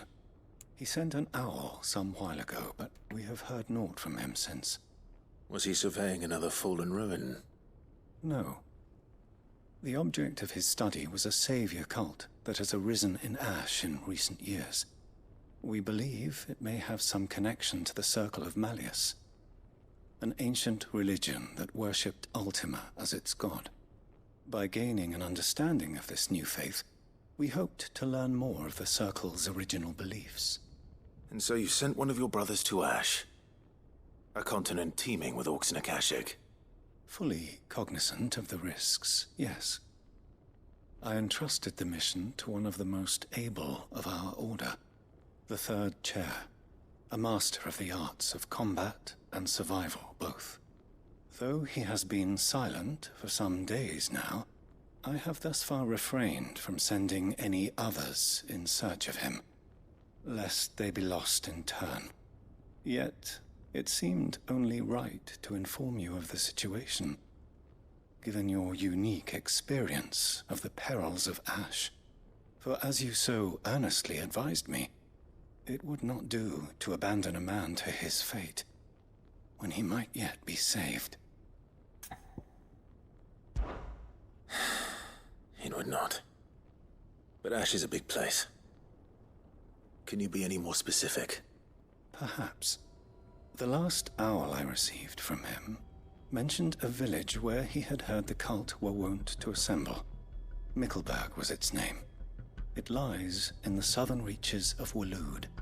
If aught ill befell him, I expect it did so there. Right. I'll see what I can do. You are much too kind, my lord. Go then, with my hopes, and may the Firebird's flame ever burn in your heart.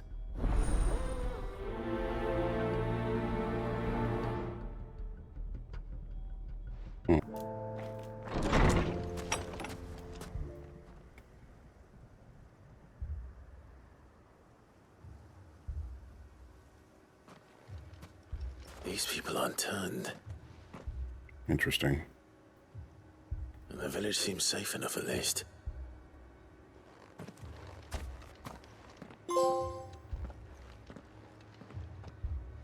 What is going on here? Ah. Did you too heed the call? Heed the call? No, I came here looking for someone. To be honest, I wasn't sure I'd find him here. Let alone all of you. Is that so? What are you doing here? Is this where you live? It is my home. The others, they heeded the call. You keep saying that.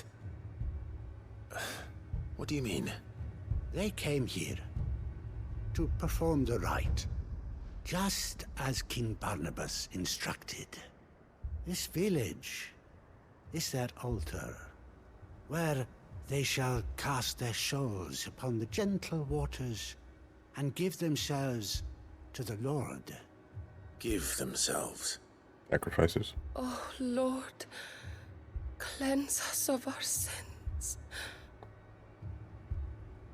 Let us be reborn in your loving arms. Free us from the torment of this mortal realm. They want to be saved. Forgive me, but did another foreigner like me come here? He was probably wearing a cowl. You mean the traveler from Storm? Yes. He is staying at my house, toward the rear of the village. Thank you. If you don't mind, I'll go and greet him. They seek the same salvation Barnabas did. At least the third chair still lives. Let's go and find him.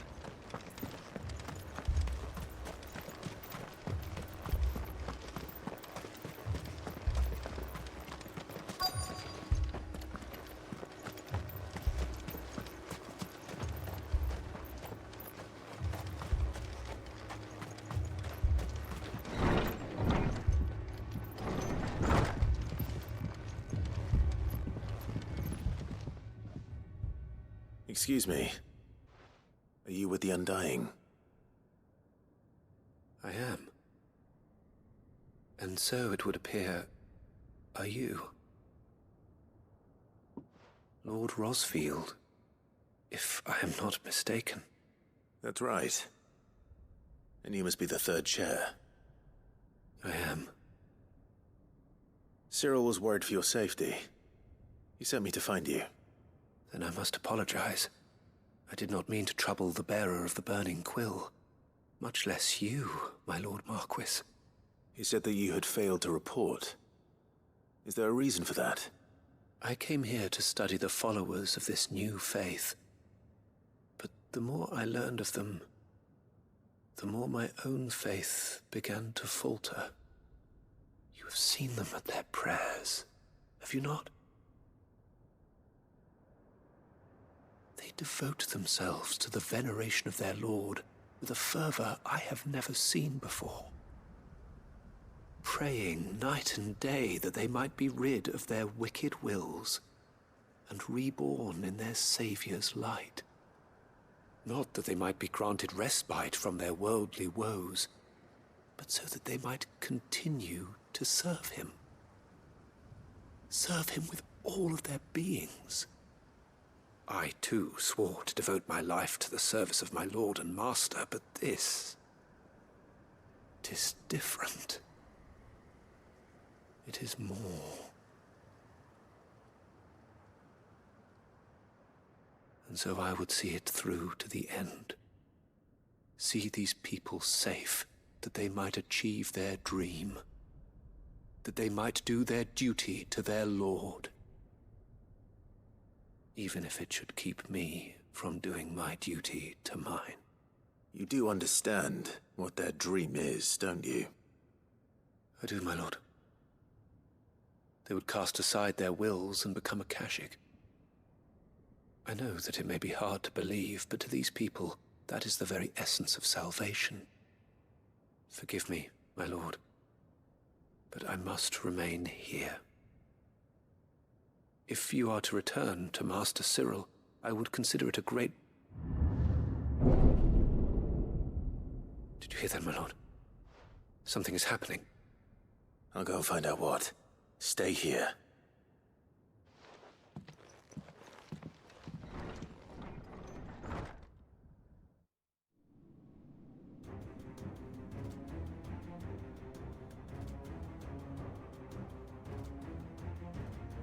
It's here now. The flood. Oh no. There must be something I can do. Why are they screaming if that's what they wanted? Oh. Echoes as well. Found her. Ready, brother? Ready.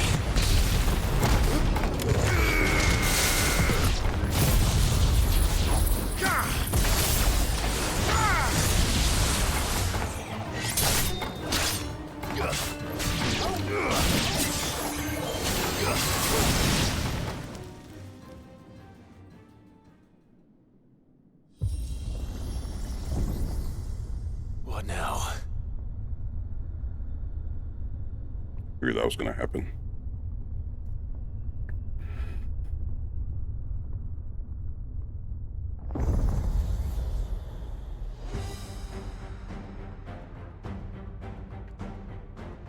Another one of these. We meet again. I've killed your kind before.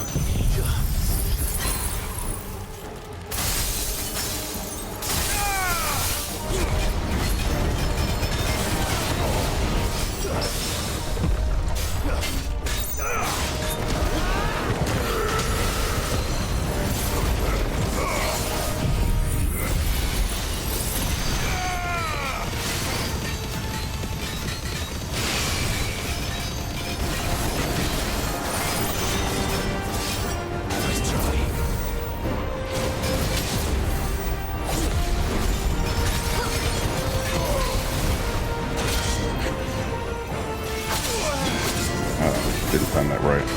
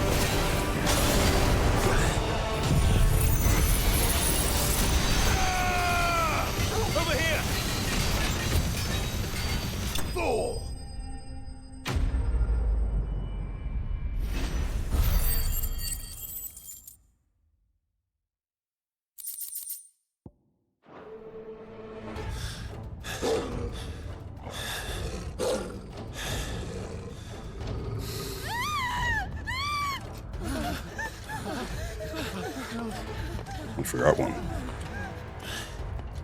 Damn it.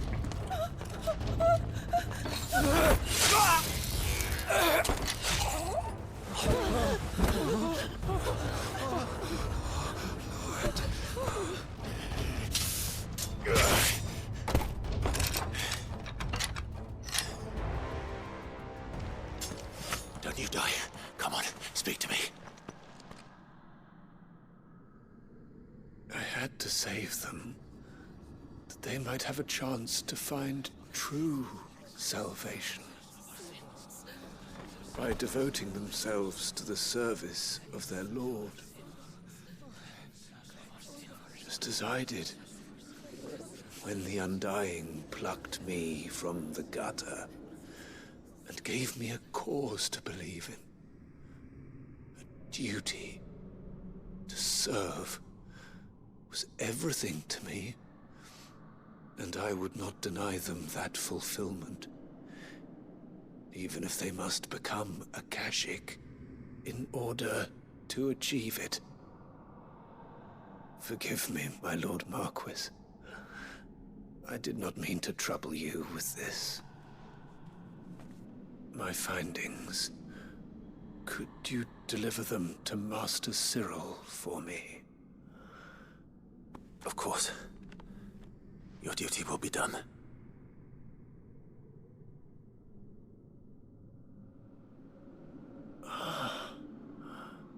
Look, my lord. They are saved.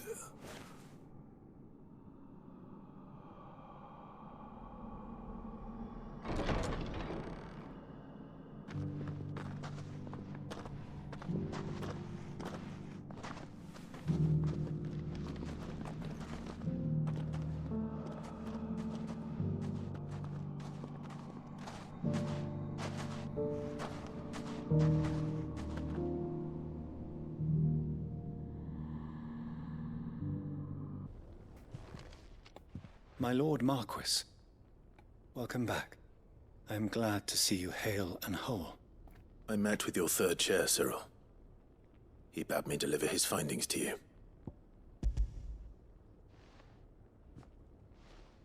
Thank you, my lord. He remained in Ash? He died protecting the villagers from an echo. I buried him in Mickelberg. I'm sorry that I couldn't save him. If you could not save him, no one could. The villagers, they were believers in this savior cult. They prayed to their god that they might be unburdened of their wills. Then an ether flood came, and their wish was granted. Your brother sacrificed himself that they might live, even knowing that that life was death by another name. Then he perished defending liberty. A hero's end. For the right to choose how one dies is no less sacred than the right to choose how one lives. Sid would agree. He wanted to build a world where people could die on their own terms. A noble ambition. To die for one's cause is the most perfect expression of one's faith. It matters not how misguided others might judge one's decision to be, only that the decision is one's own. We live according to the teachings of our order. We believe in them, we protect them, and yes, we die for them. For better or worse, that is our creed.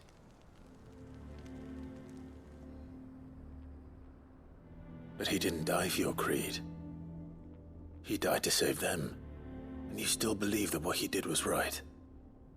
I believe that he believed it was. We of the Undying are not slaves, but willing servants.